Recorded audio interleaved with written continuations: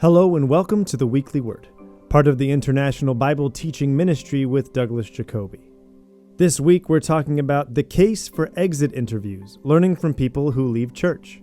Martin Luther's less than honest phrase, faith alone. How biblical is this?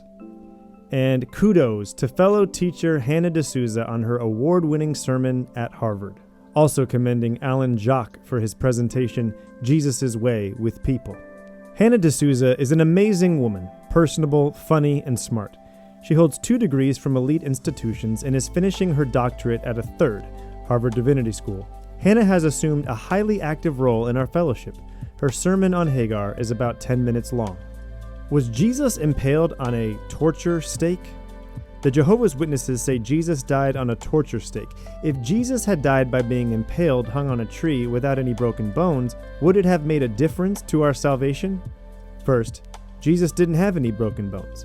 Where does the Bible say his bones were broken? As for impaling, the position of Jehovah's Witnesses, it's hard to see how a different form of execution would nullify the power of Jesus' blood. However, all the archaeological and literary and biblical evidence suggest he was crucified on a cross. So do the material remains of crucified persons, feet nailed through the ankles to the upright. The witnesses are partially correct. In classical Greek, stauros means an upright pole.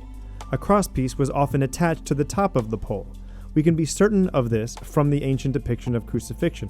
For example, the 2nd century Alexamenos graffito, pictured here. The Case for Church Exit Interviews by Nadine Templer. One of the smartest things church leaders can do is have exit interviews with people who leave the church. If we can just get our ego out of the way, our hurt feelings, and our pride, we might learn some very useful lessons. I am not aware of any church that conducts exit interviews, but I may be wrong. Click the link provided to read more. All needed links are provided in the description of this video. Martin Luther and his troublesome phrase, faith alone. Last week we introduced what was apparently, for some, a new idea, 2-phase salvation.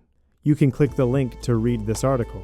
In Luther's 1522 translation of the New Testament into German, the word allein, meaning alone, was added to Romans 3:28, which, if translated to English, would read, "We therefore conclude that a person is justified apart from the works of the law through faith alone." Luther interpreted the law's works as entailing works righteousness, earning our salvation. However, law in Romans refers to the Torah, the law of Moses, not the law of Christ, or the need to live an obedient Christian life. Further, although we are indeed justified by faith, it is not faith alone.